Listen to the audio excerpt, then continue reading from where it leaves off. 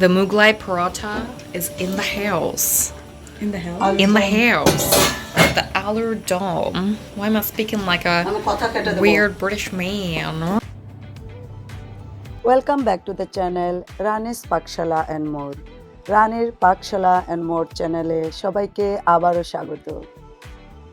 Today's vlog you can see how we celebrated Kali Pujo and Deepavali at our place in the Netherlands. Happy Deepavali to all of you. জল দিয়ে প্রদীপ জ্বালালাম প্রথমবারের মতো। Social মিডিয়ায় দেখে দেখে এইবার দীপাবলিতে আমারও খুব ইচ্ছে করলো যে আমিও জল দিয়ে প্রদীপ জ্বালিয়ে ট্রাই করব। আর যেই মনে হলো অমনি শুরু করে দিয়েছি। এই প্রদীপগুলোতে আমি প্রথমে ওয়াক্স দিয়ে প্রদীপ বানাতে চেয়েছিলাম, অলরেডি বানিয়েও নিয়েছিলাম, কিন্তু যখন মনে হলো যে না জল দিয়ে ট্রাই করব, তারপরে এই ওয়াক্সগুলো গলিয়ে তুলে নিয়েছি, কিন্তু তাও একটু একটু রয়ে গিয়েছে দেখো সাদা সাদা। তো চলো দেখো আমি কি করে জল দিয়ে প্রদীপ জ্বালাই। প্রদীপ জ্বালানোর জন্য তেল না লাগলেও সলতে অবশ্যই চাই, আর একদমই তেল ছাড়া তো জ্বলবে না। তাই প্রথমেই যেটা আমি করলাম, সলতেগুলোকে একটা পাত্রের মধ্যে তেলে ডুবিয়ে দিয়েছি। তারপর প্রতিটা প্রদীপে অনেকটা পরিমাণের জল ঢেলে দিলাম। জল ঢালার পরে আবার প্রতিটা প্রদীপে 1 ফোঁটা করে তেল ঢেলে দিলাম। আর জলের মধ্যে তেল ভাসে, আমরা সবাই সেটা জানি। তারপরে তেলে ডুবানো সলতাগুলি নিয়ে যেখানটায় জলের উপর তেল ভাসছে সলতে দিয়ে সেই তেলটাকে প্রদীপের মুখ অবধি টেনে নিয়ে সেইখানে সলতেটা বসিয়ে দিলাম প্রতিটা প্রদীপে। তারপর পরপর প্রদীপগুলো জ্বালিয়ে দিলাম। দেখলাম বেশ সুন্দর করে জ্বলছে আর অনেকটা সময় ধরে জ্বলেছে। খুব অবাক হয়েছি আর সেই সাথে খুব ভালো লেগেছে।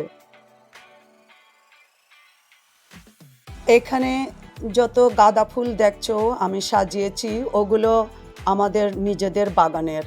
যারা আমাদের মতো বিদেশে মানে শীতের দেশে আছো তাদের বলবো গাঁদা ফুল লাগাতে পারো শীতের শেষে আর গরমের শুরুর দিকে, তাহলে পরের শীত পর্যন্ত আমাদের ফেস্টিভ সিজনের সব পুজোর কাজে ব্যবহার করতে পারবে, ফুল কিনতে হবে না।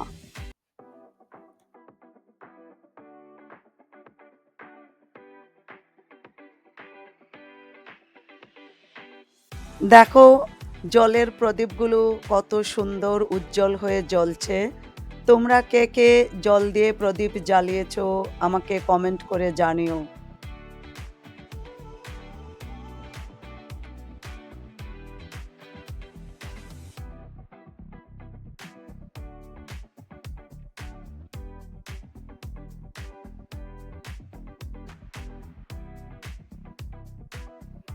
যেহেতু আমরা বিদেশ বিভুঁয়ে থাকি তাই আমাদের দেশীয় ফেস্টিভ্যালের এইখানে তো ছুটি হয় না, তো আমরা কোনো না কোনোভাবে ম্যানেজ করে দিই। যদি উইকেন্ড পড়ে যায় তাহলে তো সোনায় সোহাগা হয়। এইবার কালী পুজোতে উইকেন্ড ছিল না, দীপাবলিতে কালী পুজোতে, তো আমরা আমাদের মতো করে দুজনে পুজো দিয়েছি। আমাদের নিত্য যে ঠাকুর পুজো হয়, আমার ছোট্ট মা কালী আছেন, পুজো দিয়েছি। তারপরে সন্ধেবেলা মায়ের সামনে দেখলে তো আমি জলের প্রদীপ জ্বালিয়ে মাকে আরতি করলাম। তারপরে যখন সন্ধ্যের পরে মেয়েরা জামাই বাড়ি ফিরলো, আমরা একসাথে প্রদীপ জ্বালালাম, মিষ্টি মুখ করলাম। আমি কাঁচা পাক সন্দেশ বানিয়েছিলাম সেটা দিয়ে। তারপরে বাচ্চাদেরকে, জামাইকে, মেয়েদেরকে জিজ্ঞেস করলাম কি খেতে চায়, তো ওরা ওদের পছন্দের খাবারের নাম বলল। মোগলাই পরোটা আর আলুর দম খেতে চায়, এক মেয়ে বলল পনির পোস্ত মাখানি খেতে চায়। তো আমরা বানালাম সবাই একসাথে মিলে, মানে আমার জামাই আমাকে রান্নার ব্যাপারে সবসময় হেল্প করে। এরপরে আমরা সবাই মিলে খাওয়া দাওয়া করলাম। তারপরে মেয়ে জামাই মিষ্টি নিয়ে এসেছিল, মেয়ে নিজের হাতে শনপাপড়ি বিস্কুট বানিয়েছিল, ওগুলো দিয়ে আমরা শেষ পাতে মিষ্টি মুখ করলাম। খেয়ে দিয়ে ওরা লাস্ট ট্রেন ধরে আমস্টারডাম ফিরে গেল, কারণ পরের দিন আবার ওদের অফিস আছে। আমরা এরকমের করেই যখন যেভাবে সম্ভব আমাদের ফেস্টিভ্যালগুলো সেলিব্রেট করতে চেষ্টা করি। আশা করি তোমাদের ভালো লাগবে।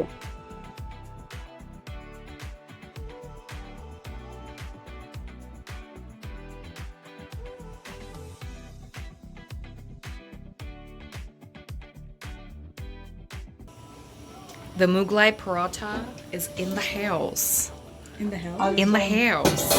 The Alur Dom. Why am I speaking like a weird British man?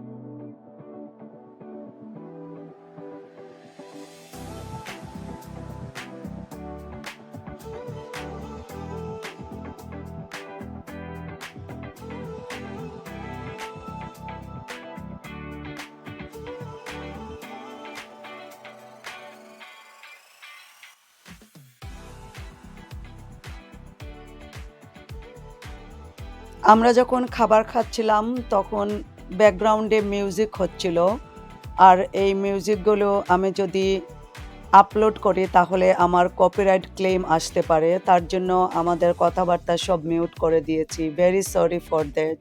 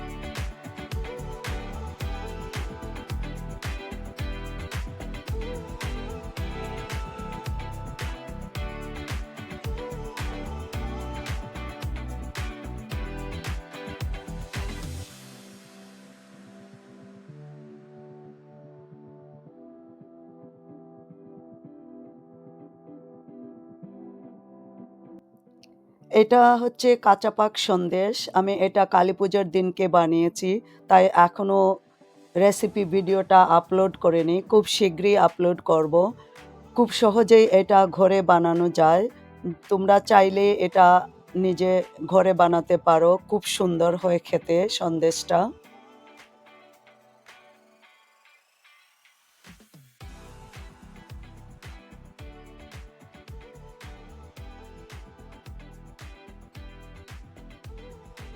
সবাইকে আবারও দীপাবলির শুভেচ্ছা ভালোবাসা। সবাই খুব ভালো থেকো। টাটা।